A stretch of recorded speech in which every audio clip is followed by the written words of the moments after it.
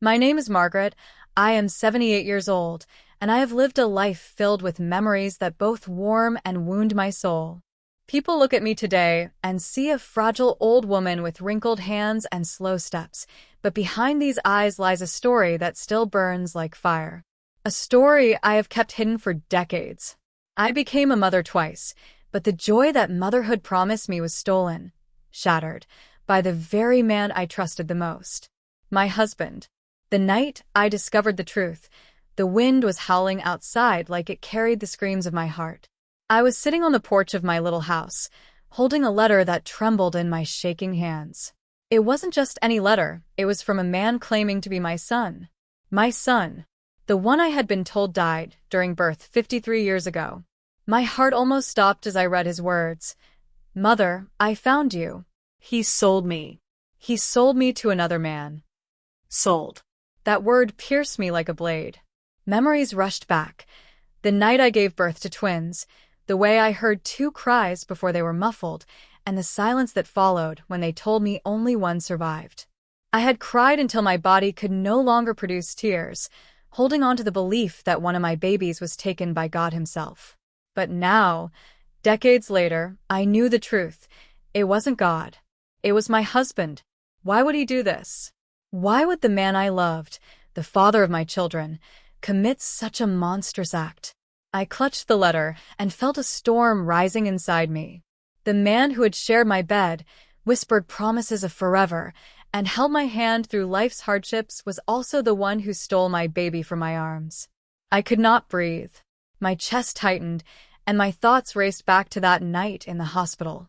I remembered the look on his face when he came to me and said, "Margaret, one of the babies didn't make it." His voice was calm, too calm. I had been too weak to question him, too broken to fight, and too trusting to doubt. But now, every piece of that night screamed at me to see what I hadn't seen then. I knew I had to find him, the son who was stolen from me. But with that burning need came a fear that froze me to my core. What if he hated me? What if he blamed me for the life he lost? What if the man who bought him poisoned his heart against me? The letter ended with a line that haunted me. I know what he did, but I don't know if I can ever forgive you. I pressed the letter to my chest and sobbed into the night, my cries mixing with the wind. My husband was long gone, buried 6 feet under, taking his secrets with him. But death doesn't wash away sins. It just hides them until they rot and resurface. I needed answers, and I needed to look my son in the eyes. The next morning, I packed a small bag, grabbed the old photograph of me holding my surviving baby, and set out to uncover the truth that had been buried for decades. My legs were weak, but my heart was on fire. With every step, I could feel the weight of the years lifting, replaced by a resolve that made me feel alive again. But when I arrived at the address written in the letter, my heart almost stopped. Standing there was a man with my eyes that mirrored the pain and rage inside me. He didn't smile. He didn't speak. He just stared at me, and I saw in his gaze a storm of questions and accusations. My lips trembled as I opened my mouth to speak. Before I could say a word, he whispered, "You let him sell me." My knees buckled. The world spun. And in that moment, I knew this was only the beginning of a battle for forgiveness, a battle to reclaim the love that had been stolen from us both. What he said next shattered me completely and revealed that the story was far from over. His words echoed in my ears as I stumbled backward, struggling to comprehend the enormity of what I was hearing. "You let him sell me." Those words, so simple, yet they cut through me like 1,000 daggers. I had never thought to question the man I had loved, the man who had promised to protect me, to protect us. Yet he had been the architect of my greatest betrayal. The betrayal that not only destroyed my family, but also tore away the one thing that gave me hope, my child. I stared at my son, the stranger who bore my face, but carried the weight of decades of suffering in his eyes.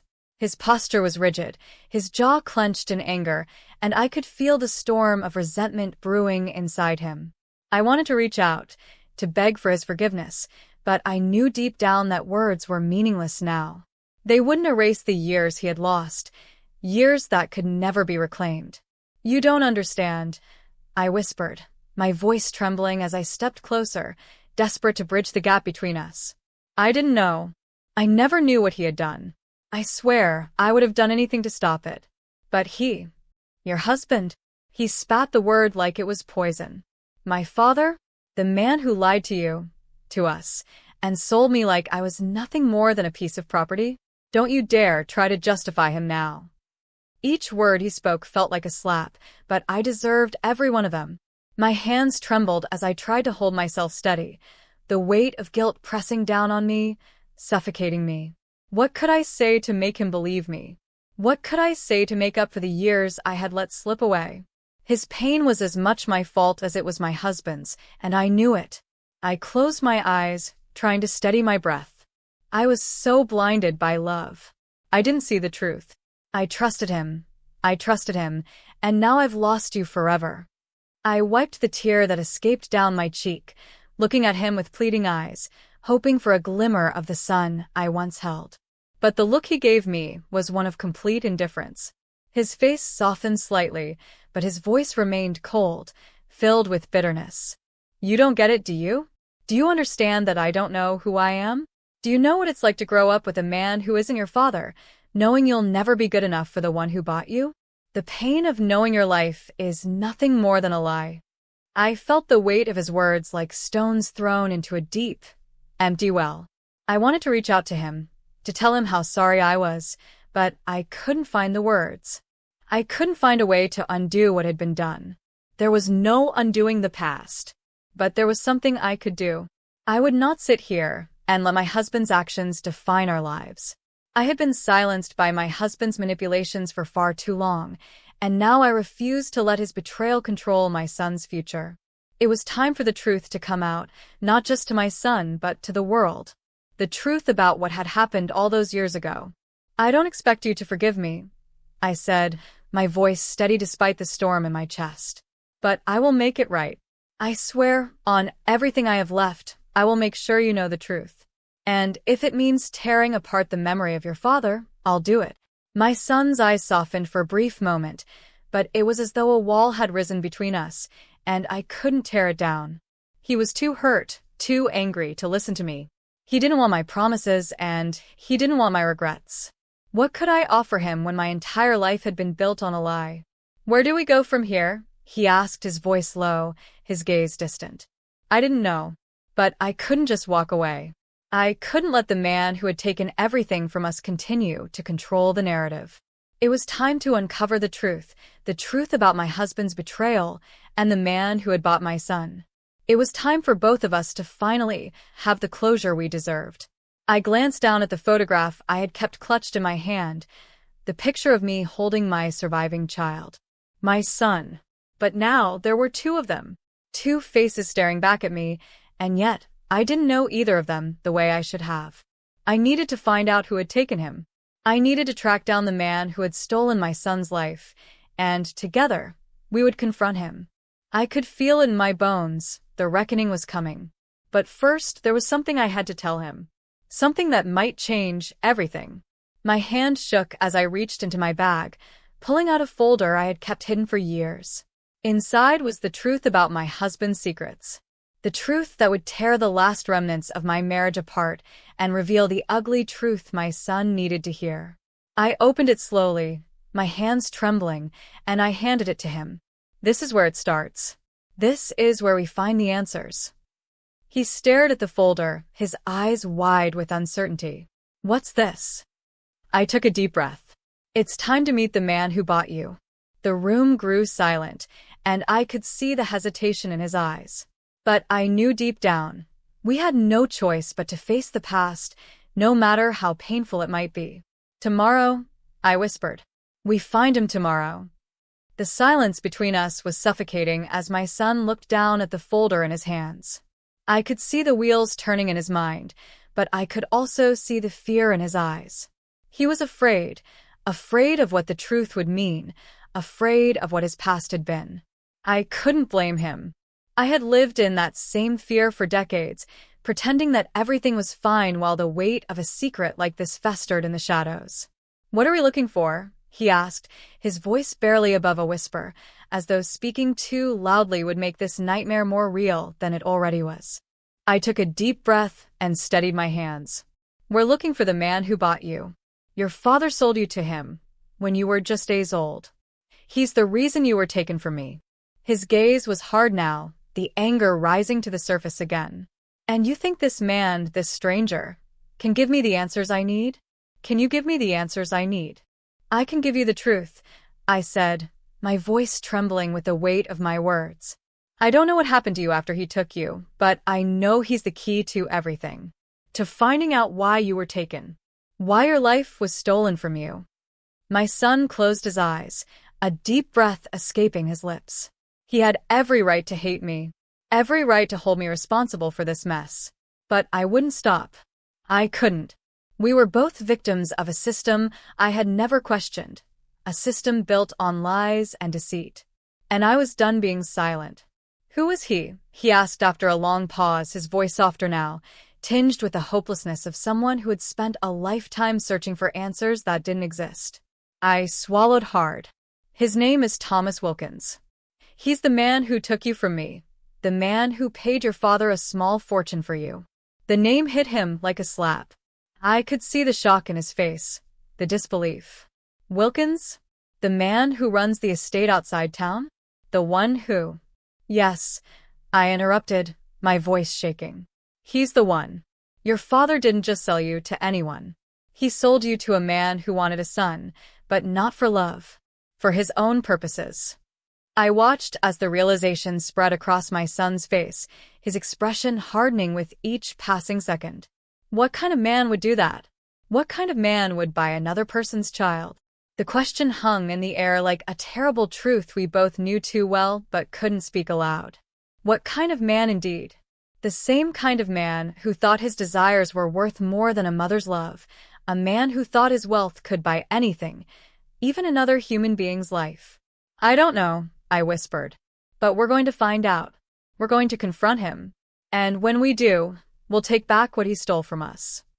He looked at me for a long moment, his eyes filled with a mix of anger, confusion, and desperation. How do you plan to do that? He's a powerful man. He's untouchable. I looked at him, my heart heavy but determined.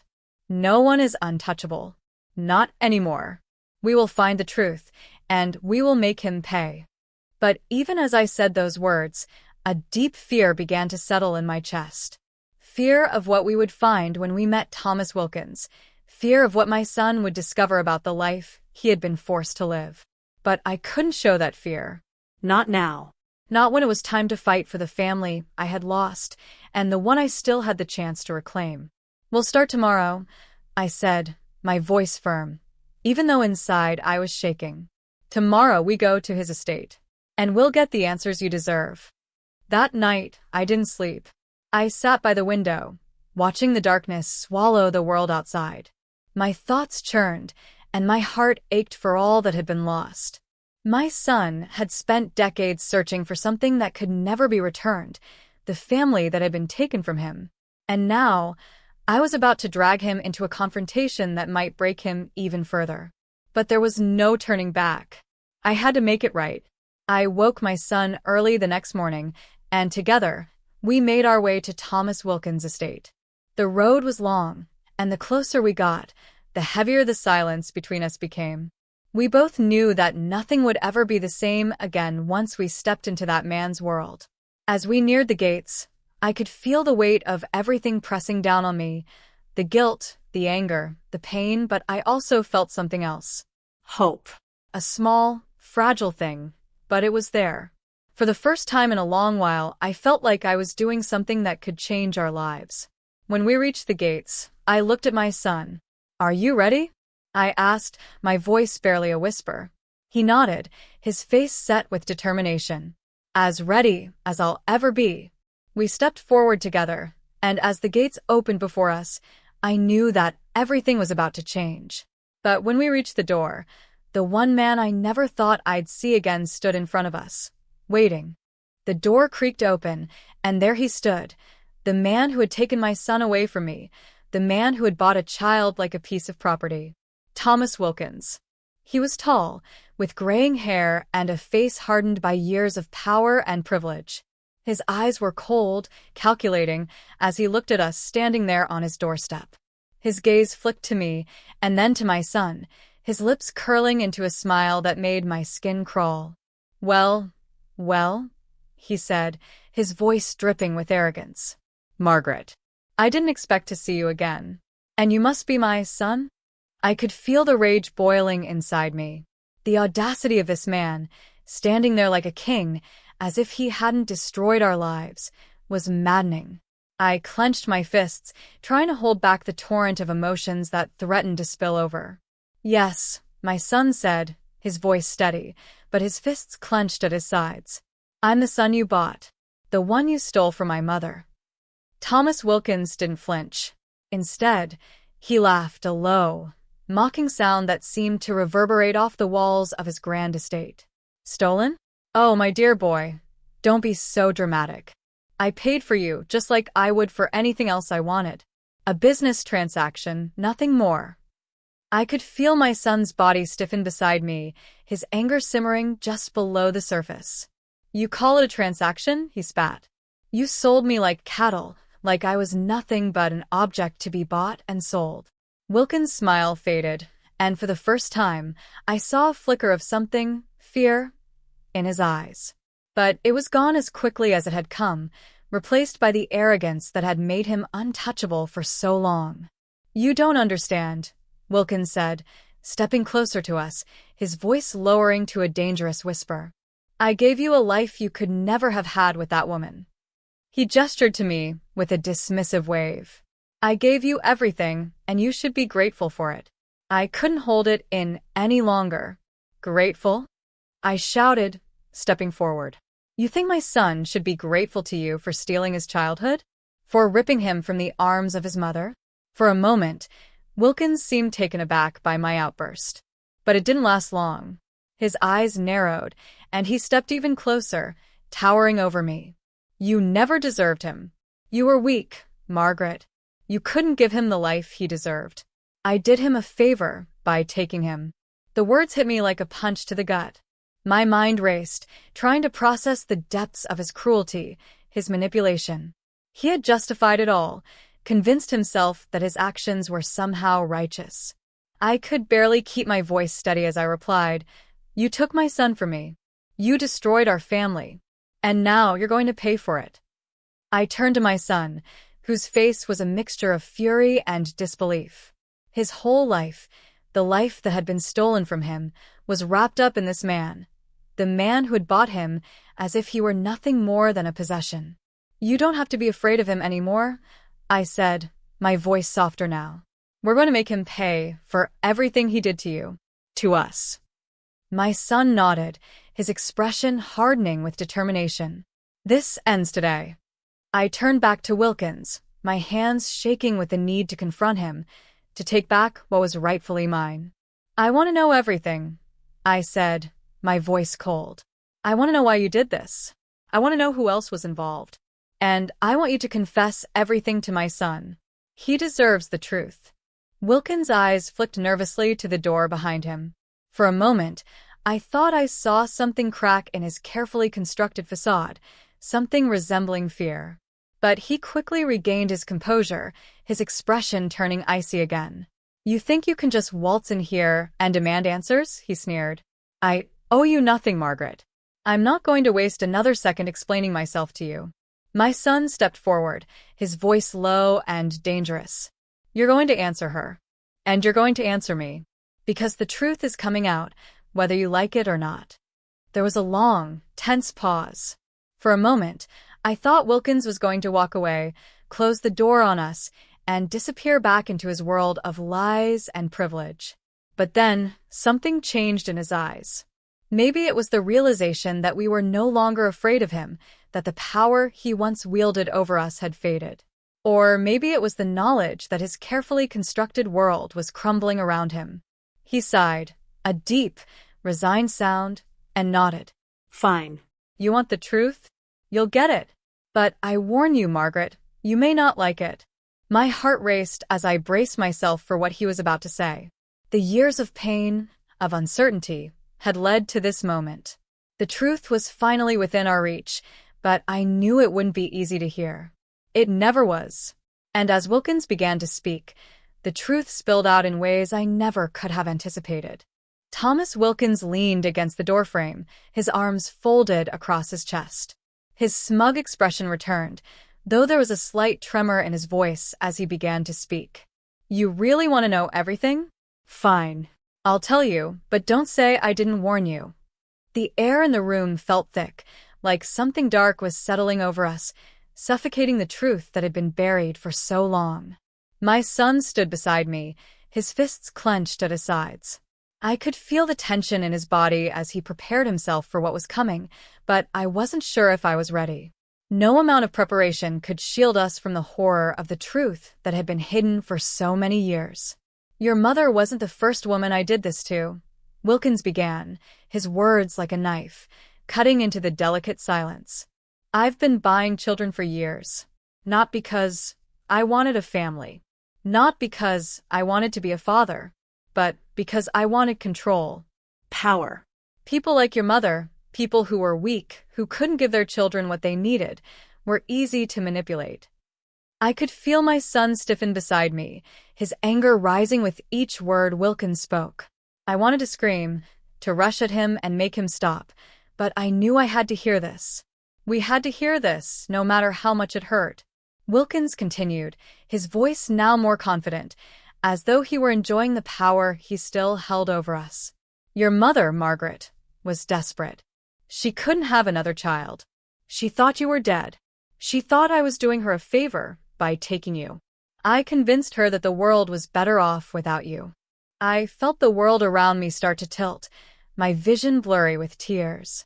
I had been so blind, so trusting. How could I not have seen the monster in front of me? How could I not have known what he was capable of? "But I didn't just take you," Wilkins went on, his eyes gleaming with a sickening pride. "I made sure your life would be mine to control. I raised you with all the luxuries money could buy. But I also raised you to be a tool. A pawn in a game I'd been playing for years." My son stepped forward, his face pale but determined. "You didn't raise me. You didn't give me a life. You stole my life." Wilkins gave a small, mocking chuckle. "You think you had a choice in any of this? You think I wanted to be your father? I bought you because I could. Because I wanted to. And now you want to come here and demand answers? You don't get to dictate how this ends." I was shaking now, both from anger and heartbreak. The man who had promised to care for me, to protect me, had been nothing more than a puppet master, controlling every aspect of my life and my son's. He had taken everything, and now he was trying to justify it as if it was some game, some grand plan. I could barely keep my voice steady as I spoke. "You're a monster," I whispered, but the words felt hollow, like they could never be enough to describe the depth of the evil that had lived under my roof all those years. "You took my son from me. You stole him from me. And now you think you can just walk away from the consequences." Wilkins' smile faded for a moment, and in its place was a flash of something that almost looked like fear. For a brief second, I thought he might crumble, might break down, and confess to everything. But then, just as quickly, he regained his composure, and his cold, calculating gaze returned. "I'm not afraid of you," he said, his voice low and dangerous. "You don't scare me, Margaret. And neither do you," he said, looking at my son. "You can't undo what's been done. You can't take back what I've already given away." My son didn't flinch. He stood taller, his face hardening with resolve. "Maybe we can't undo the past, but we can make sure you pay for it. We can make sure everyone knows what you did. Everyone knows what you're capable of." Wilkins laughed, his eyes gleaming with something dark and twisted. "You think anyone will believe you? You think anyone will care? I have the power, the influence. You're nothing but a memory. An old woman with a broken heart and a boy who is never mine." I had enough. My heart was pounding in my chest, my hands trembling with a fury I could no longer contain. "You're wrong," I said, my voice shaking with rage. "We're not nothing. We're not memories. We're the truth you can't escape. And you'll face it, whether you like it or not." His smile faltered for a moment, and in that instant, I saw the tiniest crack in his armor. The man who had controlled so much, who had bought and sold lives for his own gain, was finally starting to realize that the power he had over us was slipping away. "Listen," I said, my voice softer now, but no less firm. "We're going to take this to the police, to the media. We're going to tell everyone what you did, and we're going to make sure they know what kind of man you really are." Wilkins' expression darkened, and for the first time, I saw a hint of fear in his eyes. "You can't do that. You don't have proof. You have nothing." I smiled, the bitterness in my smile matching the venom in my words. "We have you." With that, I turned to my son, and for the first time since this all started, I saw something else in his eyes, a flicker of hope, of justice.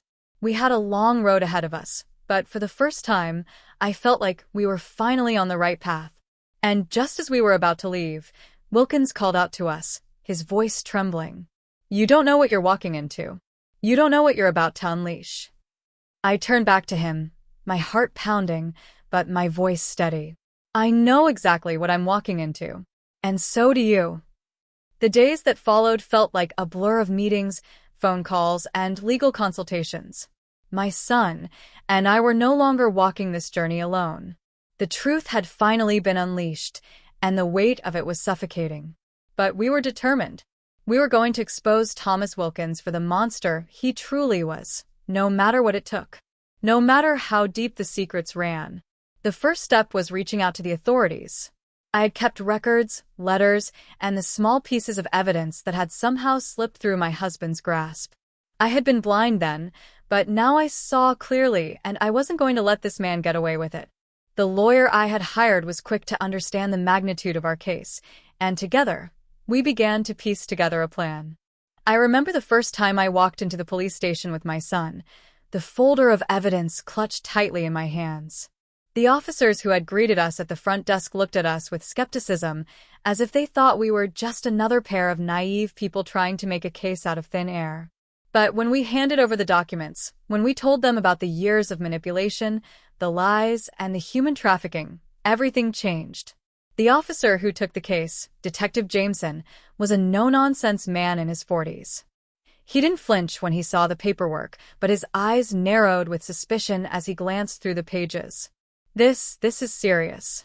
But it's going to take more than just accusations to bring a man like Wilkins down. He's powerful. He's untouchable, and he's been in this town for years. "We don't care how powerful he is," my son said, his voice steady, but filled with raw emotion. "He stole my life, and I want it back. If you think we're just going to let him get away with this, you're wrong. I'm not going to stand by and let him walk free. Not again." Detective Jameson looked at us for a long time, his fingers tapping lightly on the desk. Finally, he gave a small nod. "I'll look into it. But know this, both of you. You're about to open a door that no one's been able to open for decades. You're going up against one of the most powerful men in this town. And once we start, there's no going back." "We're ready," I said, my voice calm but filled with certainty. "We've been living in fear for too long. We want justice." The detective gave us a curt nod and stood up, signaling that the meeting was over. "I'll get back to you. It may take a while, but I'll let you know what we find." As we left the station, I could feel the weight of the world pressing on my shoulders. But this time, it wasn't the weight of guilt or regret. This time, it was the weight of action, the weight of fighting for what was right. We were finally going to make a difference. We were going to take Wilkins down. That night, as my son and I sat in the small kitchen of the house I had fought so hard to keep, we spoke in whispers, afraid that someone might hear us. The walls of the house, once a symbol of security, now felt like a prison. But it was our prison, and it was ours to fight from. "We have to be prepared for whatever comes next," my son said, his voice tinged with worry. "Wilkins isn't going to just roll over.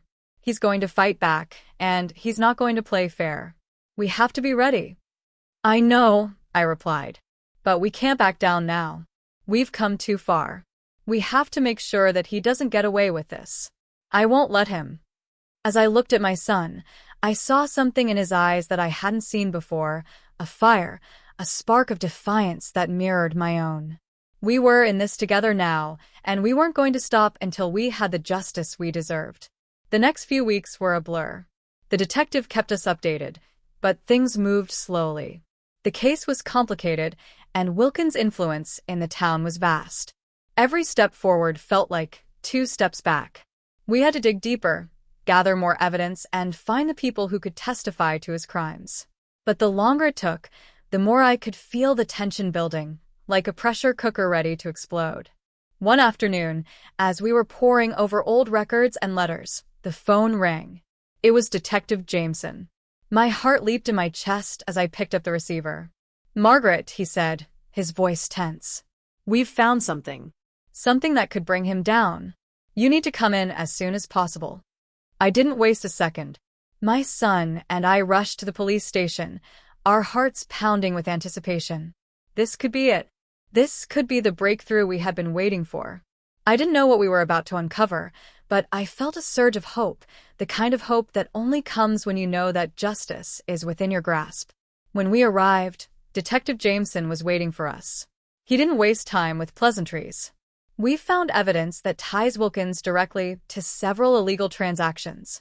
Not just the sale of your son, but other children as well.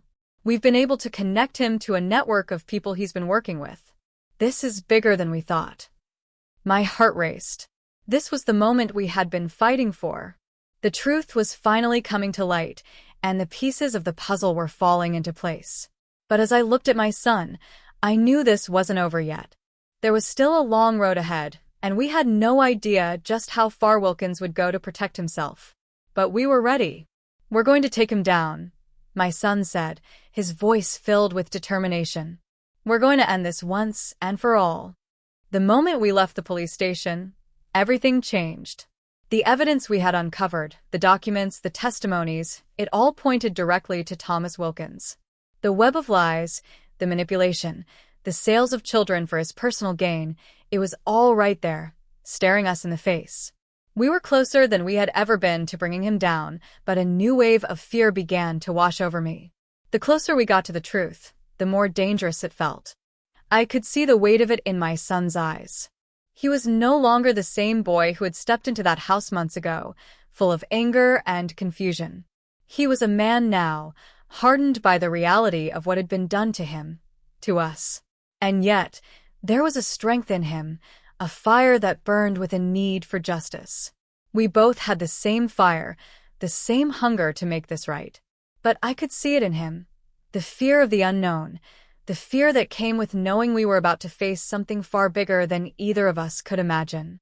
As we drove home, the air between us was thick with the weight of what we were about to do. The moment of reckoning was approaching, and the fear was starting to choke me. Wilkins wasn't going to go down without a fight. He had too much to lose, and he wasn't going to let us ruin everything he had built without retaliating. "You think he's going to go quietly?" my son asked, breaking the silence. I glanced at him, his eyes sharp with a cold resolve. "No, I don't. He's going to fight back.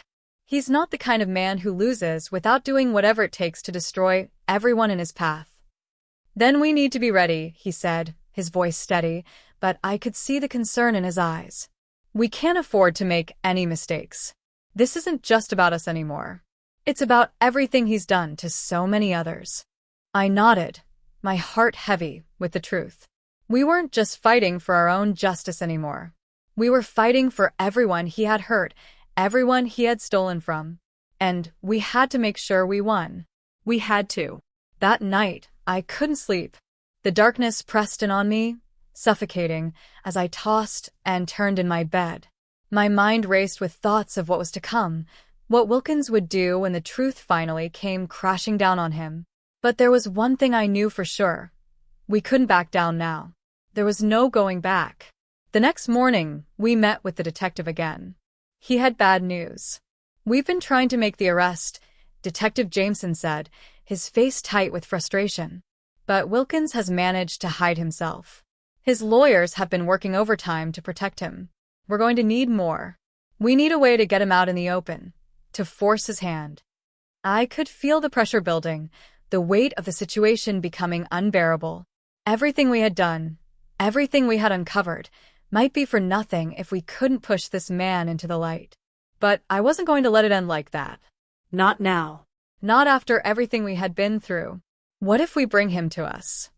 I asked, my voice low, but filled with a sense of resolve. Detective Jameson frowned. What do you mean? We don't wait for him to slip up. We make him slip up. We take this to the press. We show the world who he really is. The detective's eyes widened as the idea began to form in his mind. You want to force his hand publicly. Get him to panic, expose his lies. I nodded. He thinks he's untouchable. He thinks he can hide behind money and power. But if we expose him, show the world who he is, he'll have no choice but to respond. He'll be forced into the open. It was a risky move. It was dangerous. But it was our only option. We spent the next few days gathering everything we had, everything we could find that would expose Wilkins for the man he truly was. We reached out to the media, to reporters who could help us get the story out. It felt like we were walking a tightrope, balancing between the need for justice and the danger of making a move that could end up destroying us. The day we went public, I could barely breathe. The media storm that followed was swift and overwhelming. Reporters came from all directions, asking questions, taking photos, desperate for the story. It wasn't just about us anymore. It was about everything Wilkins had done to everyone he had manipulated, lied to, and bought. And now the world would know. He wouldn't be able to hide anymore. I sat in front of the cameras, my son beside me, and I watched as the story unfolded. The moment I had been waiting for, dreading, even had arrived. Wilkins was exposed, his crimes laid bare for the world to see. There was no turning back now. We had pushed him into the light, and now he was fighting for survival. But just as I thought we were winning, the phone rang. It was Detective Jameson. Margaret, listen to me. Wilkins is planning something. He's not going down without a fight. We've got to move fast. He's going to try to make a run for it. My heart stopped. What do you mean? What's he planning? I don't know yet, but it's big. We need to act now, or we'll lose him. I turned to my son, fear creeping into my chest. We have to stop him. We have to stop him now.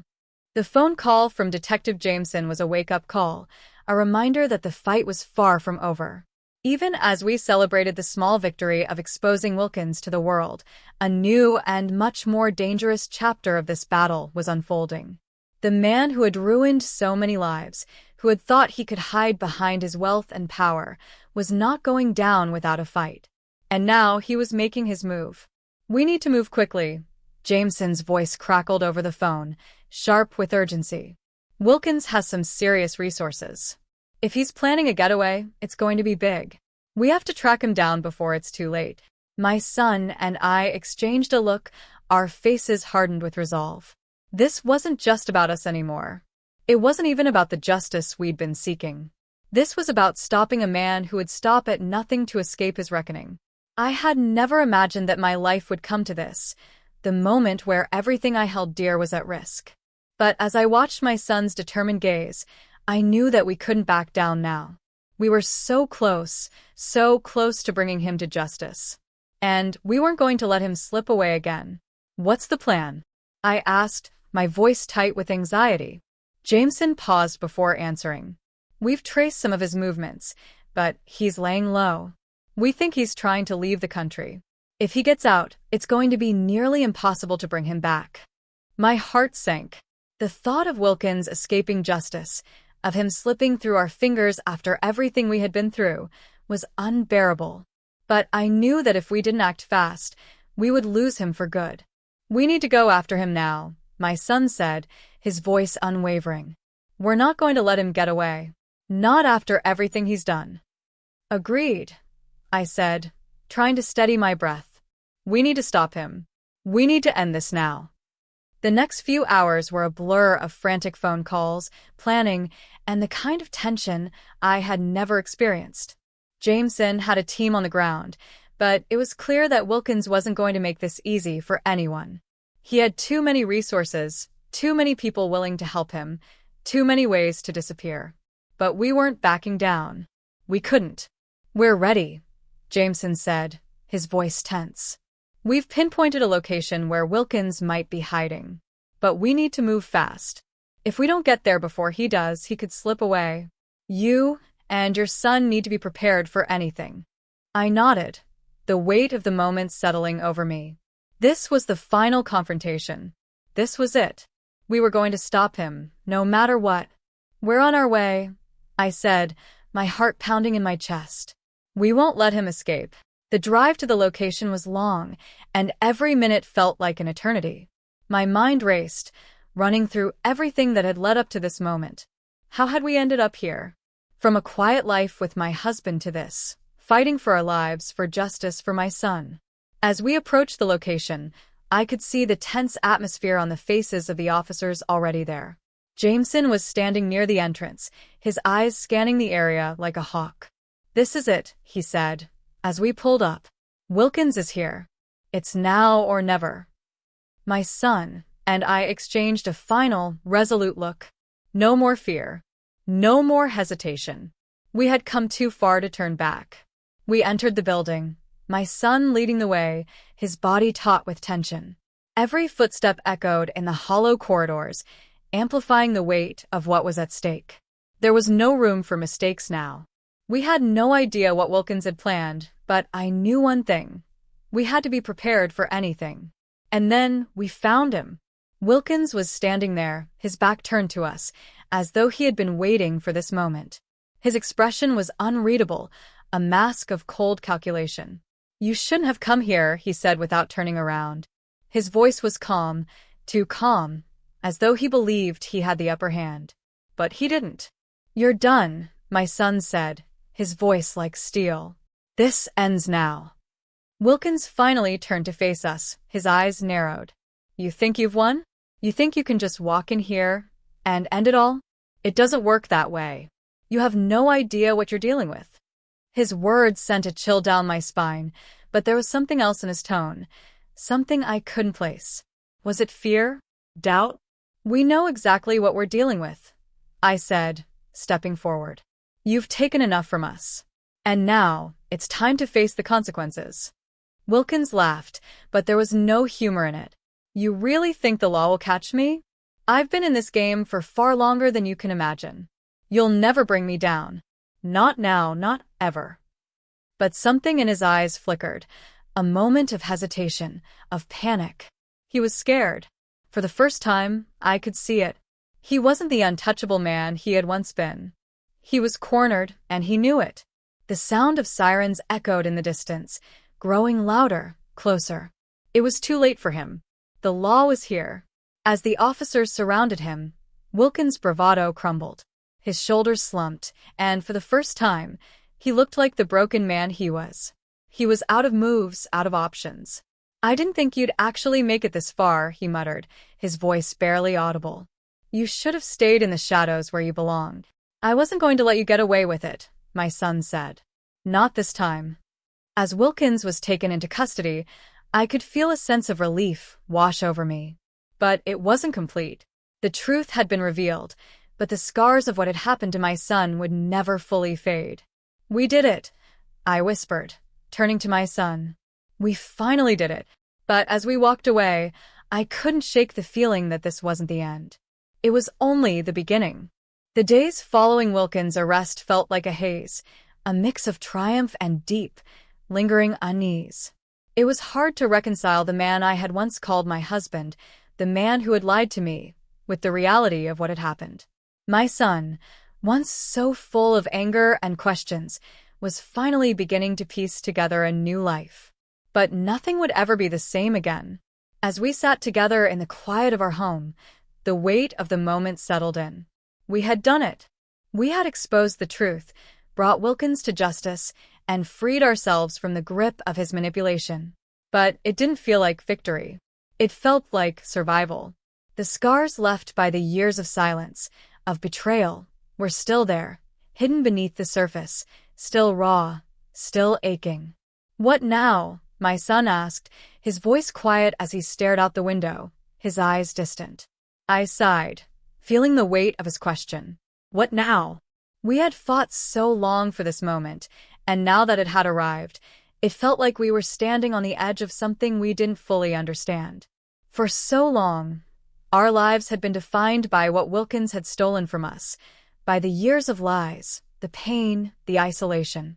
But now, with him behind bars, we were left to pick up the pieces and find our way forward. "We rebuild," I said softly, turning to face him.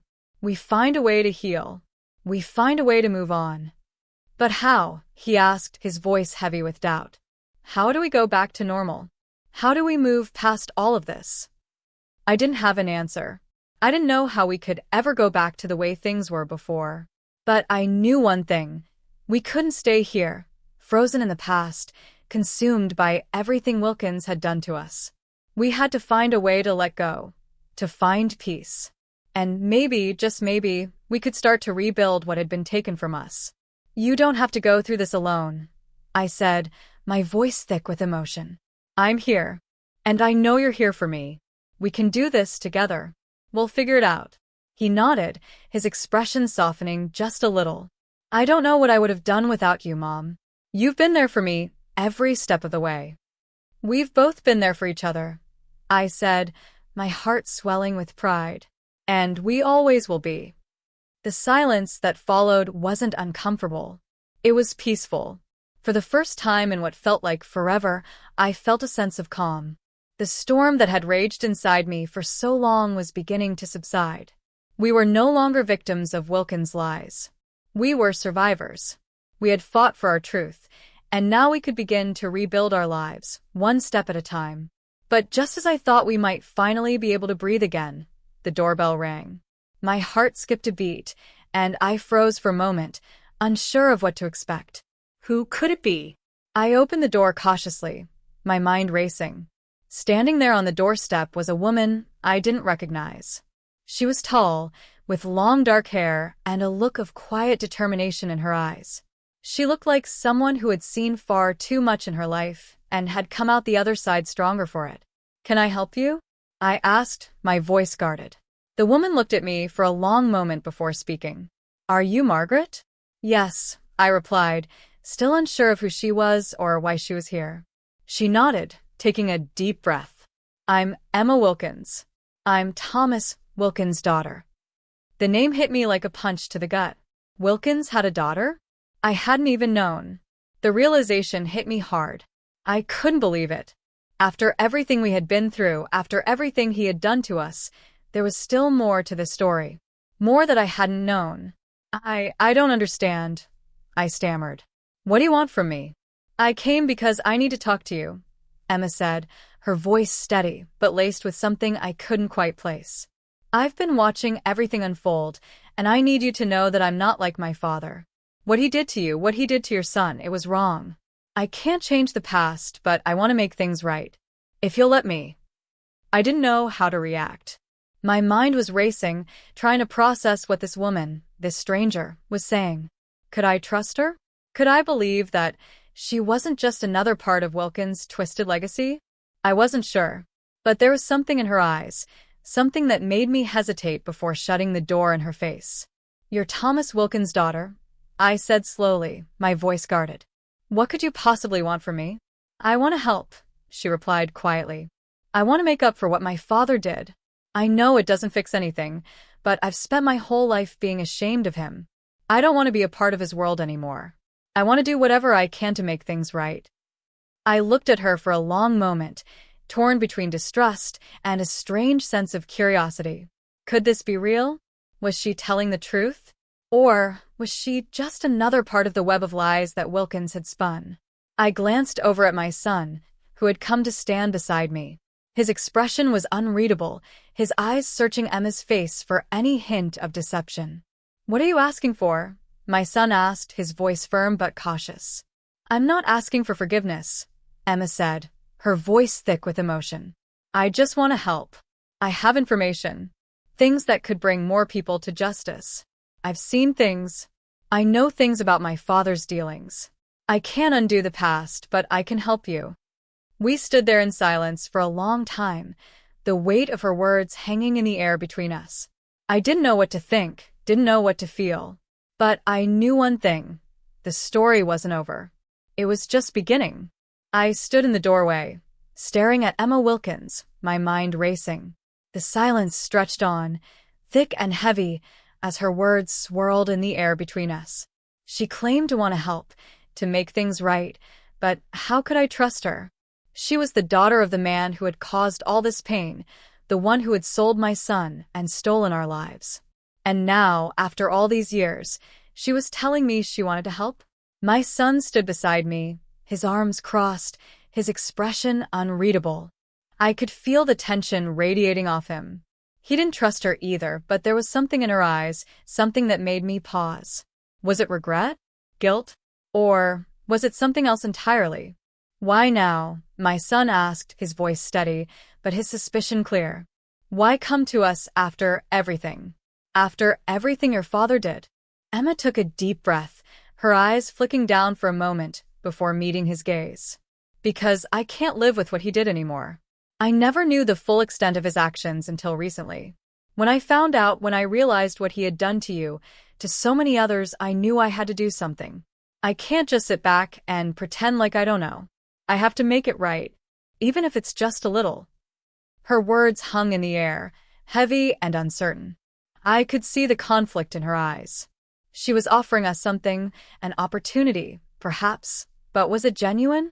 Or was it just another manipulation, another piece of Wilkins' twisted legacy? I looked at my son, searching his face for any hint of what he was thinking. His jaw was set, his eyes narrowed as he processed Emma's words. I don't know if I can believe you, he said finally, his voice low but firm. You're his daughter. You grew up with him. How do we know you're not just trying to cover your tracks, trying to save yourself from what he's done? Emma flinched, but she didn't back down. I understand why you don't trust me, she said softly. I wouldn't trust me either. But I swear to you, I'm not like him. I don't want to be anything like him. And I'm not asking for forgiveness. I'm asking for a chance to help, to do something, anything, that will make up for the years of silence. I have information that can help you bring down more of his associates. There's more. There's so much more he was involved in. Things that I didn't know until recently, things that are bigger than any of us could have imagined. I felt a chill run through me. What did she mean by more? What could be worse than what we already knew about Wilkins? You've got to be kidding, my son muttered. You're telling me that your father had more people involved? More people who knew what he was doing? How many lives has he destroyed? How many others have been hurt by him? Emma's eyes filled with tears, but she quickly wiped them away, her voice steady despite the emotions that were threatening to spill over. More than you can imagine. And I don't want to see anyone else suffer because of what he's done. I can't undo what's been done, but I can help bring the people who helped him to justice. Her words hit me like a tidal wave. The weight of everything that had happened, the betrayal, the lies, the stolen years, was overwhelming. I could feel the anger, the pain, the loss surging within me, threatening to drown me. But there was something else, something I hadn't felt in so long. Hope. A fragile hope that maybe, just maybe, we could still fix this. We could still make it right. Why should we trust you? I asked, my voice trembling with the weight of the decision before me. Why should we believe that you're not just trying to save yourself? Emma's expression softened, and for the first time, I saw a flicker of vulnerability in her eyes. Because I'm not like him, she repeated, her voice breaking. I was just a child when he took you. I didn't understand what was happening. I didn't know the extent of his cruelty. But now that I know the truth, I can't stand by and do nothing. I want to help. I want to make it right. Please, let me help you. The room was silent, the weight of her words hanging in the air. I could see the pain in her eyes, the desperation for redemption. Was it real? Was this her way of atoning for what her father had done? Or was it just another lie, another manipulation? But I couldn't ignore the one thing that rang true. She was here. She was offering us something. Information. A chance to take down the rest of the people who had been involved in Wilkins' twisted world. I took a deep breath, glancing at my son. His face was still hard, but I could see that he was thinking, weighing his options. He was cautious, as he should be. But something had shifted in him. The same thing that had shifted in me. We weren't victims anymore. We were survivors. And we had the power to decide what came next. "We'll take the information," I said finally, my voice steady. "But understand this, Emma. We're watching you. And if you try to betray us, if you try to deceive us again, we won't hesitate to go public with everything you've told us." Emma nodded quickly, her face earnest. "I understand. I just want to make things right." As I watched her leave, the weight of what we had agreed to settled in. This wasn't over yet. The truth was still unfolding, and I didn't know where it would lead us. But for the first time in a long while, I felt like we were on the right path. We were going to take down Wilkins and anyone else who had been complicit in his crimes. And we were going to make sure that justice was finally served.